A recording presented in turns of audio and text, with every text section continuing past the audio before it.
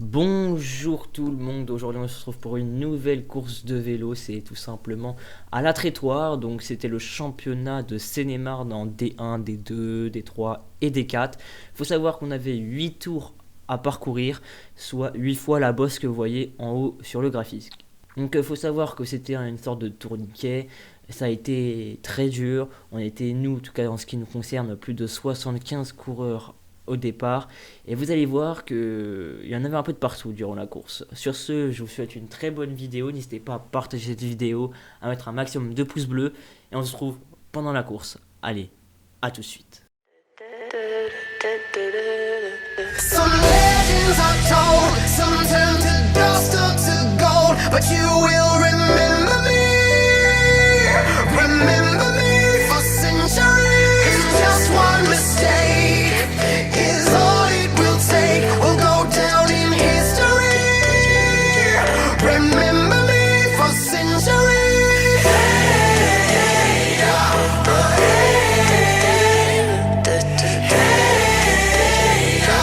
remember me for centuries. Mama tied my teenage dreams. Now it's nothing wrong with me. The kids are all wrong, the stories are wrong. Heavy metal broke my heart. Come on and let me in. Bruises on your... Donc, nous voilà à la fin de notre premier tour et au début de notre deuxième tour sur ce circuit de la Trétoire. Comme je vous l'ai dit dans l'introduction, c'est le championnat de Seine-et-Marne. Je vous rappelle que je suis tenant du titre dans laquelle j'avais fini 3ème au scratch et premier de Seine-et-Marne. C'était tout simplement à Villeneuve-sur-Bélo en 2019 et en 2020, vu qu'il n'y avait pas de championnat, j'ai gardé le titre et là je défends tout simplement mon titre aujourd'hui. Alors comme vous voyez, on va être à plus de 60 km/h dans cette descente. Donc là c'est moi qui fais la descente, je mène le peloton, voilà, je mène le peloton. Donc là il y a Jordan à ma droite, un coureur de Fontainebleau à ma gauche. En bas de cette descente, on entame une première bosse, mais pas très longue, hein, elle dure même pas 500 mètres. Et là vous allez voir qu'il y a une petite échappée qui va partir de 2 coureurs. L'ami à mon père du pack qui part, et le coureur de Neuilly-Plaisance. Donc là ils vont partir à 2. En tout cas le coureur du pack 95 il va pas être classé et le coureur de Neuilly va finir dans les derniers, parce que voilà, moi je le savais qu'il fallait pas trop partir dès le départ parce que la course était très longue et vu la bosse qu'il y avait, fallait être patient et malheureusement eux ils ont pas été patients et du coup dans la bosse ils ont explosé. Donc je décide de me laisser un peu redescendre histoire de montrer que je peux pas faire la course devant quoi quand même. Donc là je les laisse un peu rouler les autres. Mais là franchement ça roulait tranquille sur ce deuxième tour. Donc là nous sommes les amis en bas de cette bosse qui dure 2 km 500. Et oui c'est assez long, en plus elle est assez raide. Donc là j'entame la bosse en tête. Alors là il me semble que je suis distancé. Voilà, là je dois être distancé du peloton. Je vais vous expliquer ce qui s'est passé. La deuxième fois qu'on a monté la bosse, j'ai voulu accélérer. Apparemment j'ai fait mal à beaucoup de monde, j'ai même fait exploser mon père. Je dis ça en rigolant parce que sur le coup c'est pas drôle, parce que bon c'est pas drôle pour lui et puis pour les autres. Mais moi aussi c'était pas drôle, parce qu'en fait je vais vous expliquer ce qui s'est passé un peu après. Tout simplement vers le 4ème tour, il y avait le coureur de Melun qui a gagné la course, hein, voilà, je vous spoil un peu. Il a tout simplement gagné cette course. Il m'a mis dans le rouge. Voilà, en bas de la bosse, c'était moi qui menais. Et je voulais monter à mon rythme pour montrer que j'étais fort, alors que je savais très bien que j'étais pas le plus fort dans la bosse. Mais j'aime bien monter à mon rythme. Et j'aime bien, tu sais, histoire d'impressionner les autres, pour qu'ils se disent, en fait, tout simplement, Lucas, là, le petit coureur là de Pontcarré, putain, il est fort. Alors qu'en fait, non, ce jour-là, j'étais pas au top de ma forme. Donc revenons un peu à la course, tout simplement, je vais vous spoil, je vais finir tout simplement 13ème de la course. Je vais vous expliquer ce qui s'est passé devant, parce que malheureusement, j'ai pas l'arrivée du coup, parce que voilà, j'ai pas filmé l'arrivée vu que j'arrivais pas pour la gagne. Du coup, c'est tout simplement un groupe de 12 coureurs qui vont se jouer la victoire dans la dernière bosse, donc dans le dernier tour. Et c'est tout simplement le coureur de Melun qui va attaquer dans cette dernière bosse et qui va finir tout seul et qui va venir s'imposer sur cette course assez incroyable. il va tout simplement devenir champion de Seine-et-Marne, il va me détrôner, malheureusement. Hein, après, voilà, fallait bien que ça tourne aussi.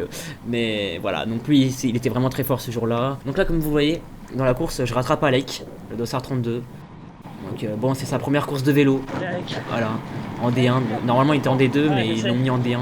Parce qu'avec le nouveau règlement, c'est un peu bizarre. Il y a plein de D1 qui montent en 3ème KT, de D2 qui montent en D1, parce que je sais pas, cette année, il y a des règlements. Donc voilà, donc j'ai passé Alec. Donc Alec, j'espère que cette course-là, elle t'aura plu. Malheureusement, ta première course, c'était pas la plus facile. Hein, c'était une des plus dures. D'ailleurs, je vais vous mettre un petit screen. Durant cette course, j'étais le favori selon Radio Peloton.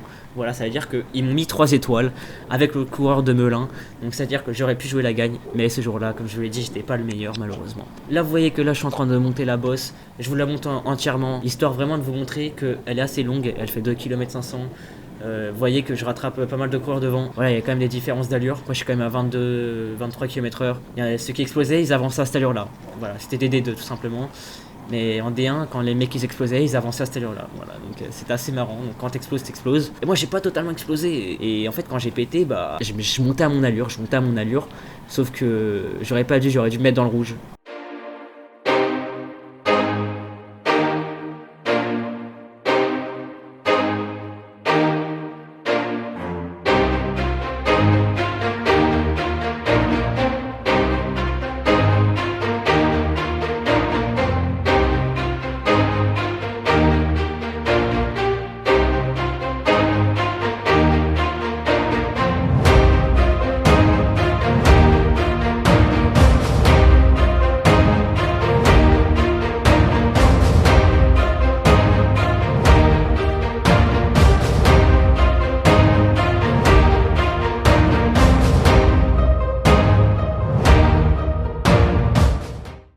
Allez, il nous reste plus que 1,5 km avant la ligne d'arrivée.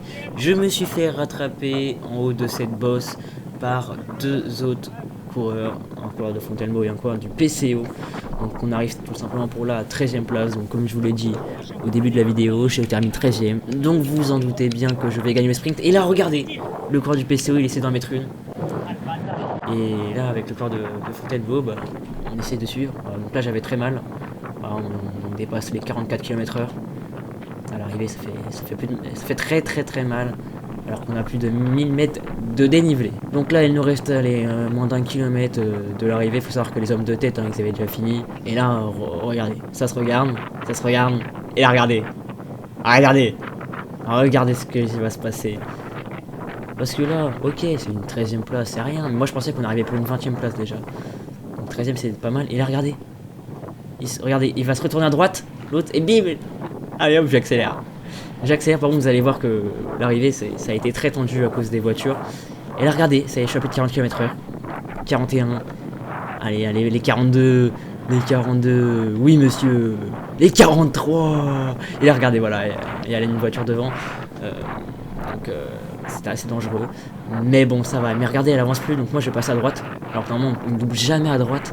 Mais bon, c'est pas grave. C'est une arrivée pour une 13e place, je vous rappelle. Hein, et j'étais prêt à jouer ma vie. Et là, il y avait une deuxième voiture. Alors là, celle-là, j'ai eu chaud. Parce que elle ne me laissait pas d'espace. Oh là là là là. Cette arrivée catastrophique. Bon, faisons un petit point. Je félicite en tout cas le vainqueur de Melun qui a gagné en D1. Et surtout à ma gauche, là, voilà, mon coureur, mon coéquipier, qui a gagné en D2, Valentin. Donc, grosse dédicace à toi. Bien joué pour ta victoire en D2. Et hâte de courir avec toi en D1. En plus, on a eu le prix d'équipe. En ce qui concerne les D1, Rémi Chomerlia, il a terminé 5ème des D1, un de mes coéquipiers, donc c'est plutôt pas mal. Il était dans le bon groupe, dans le coup. Malheureusement, il n'a pas réussi à suivre le coureur de Melun qui est parti, je vous rappelle, dans la dernière bosse. J'espère que cette vidéo-là vous aura plu. N'hésitez pas à mettre des petits pouces bleus et à vous abonner. Et je vous promets que la prochaine fois, j'essaierai de mettre l'arrivée. C'est juste que quand j'ai la GoPro, j'y pense pas. Et quand je prends pas la GoPro, c'est là où je fais des top 3. Parce que pour ceux qui savent pas, depuis le début de la saison, j'ai fait déjà 2 places de 3 sur 3 courses en FFC. Donc c'était Assourdin et un Panfou. Et la 13ème place, les gars, c'était ma pire place de la saison à FFC du coup. Donc vous en doutez bien, je vais pas rester là-dessus. Et la prochaine fois, je vous promets de vous garantir que je vais ramener le bouquet pour la daronne. Allez, ciao. Snip, bitch, I play the fucking game, you never thought it. Placing cash up on my table, never fucking not. Breaking windows.